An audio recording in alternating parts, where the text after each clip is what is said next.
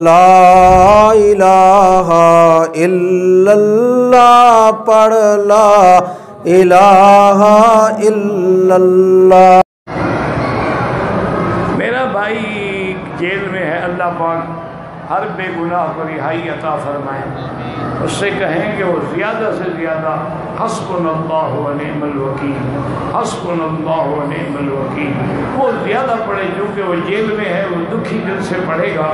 تو جب آدمی دل سے پڑھتا ہے نا امن یجیب المضطر اذا دعاہ، تو مضطر کی پریشانیاں دور کرنے والی اللہ کی ذات ہے۔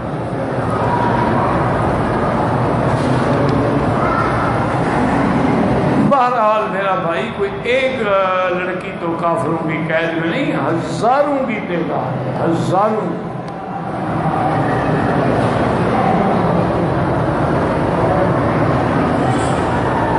حرم کے اندر عورتیں ایک دوسرے کی تصویر بناتی ہیں، بالکل ناجائز ہے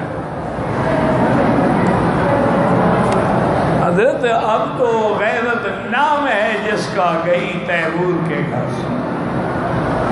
راجہ داہر ہندو تھا جس نے سندھ پہ حکومت کی، مسلمانوں کی 3 لڑکیاں بڑی خوبصورت تھیں، اغوا کر کے جب اس کے پاس آئیں تو اس نے اپنے حرم میں داخل کر لیں اور زبردستی ان سے زنا بھی کرتا تھا، اسی لیے رکھی تھی۔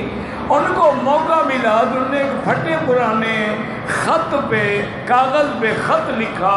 اس وقت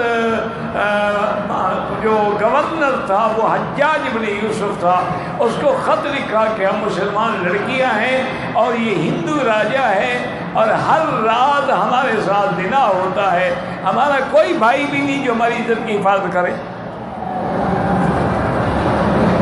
حجاج نے فوراً محمد بن قاسم کو بلایا۔ محمد بن قاسم اس کا بھتیجا بھی تھا، داماد بھی تھا اور عمر بھی 16 سال تھی،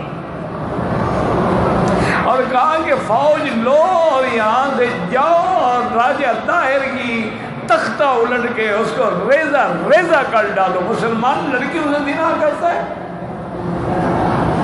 وہاں سے بغداد سے محمد بن قاسم نے اونٹوں پہ سفر کیا، ہوائی جہاز نہیں تھے کہ شام کو پہنچ گیا، یا کاریں تھیں یا گاڑیاں تھیں، اونٹوں کا سفر کیا۔ اسی لیے آپ کے ملک میں جہاں جہاں محمد بن قاسم گزرتا گیا وہاں کھجوروں کے درخت ہیں، چونکہ وہ کھجوریں کھاتے تھے، گٹھلیاں پھینکتے گئے تو وہاں وہ کھجوریں ہوتی گئیں۔ تو سندھ کو باب الاسلام اسی لیے کہا جاتا ہے کہ اس میں محمد بن قاسم داخل ہوا اور اپنی جرت سے اور ہمت سے اس نے راجہ طاہر کو شکست دی۔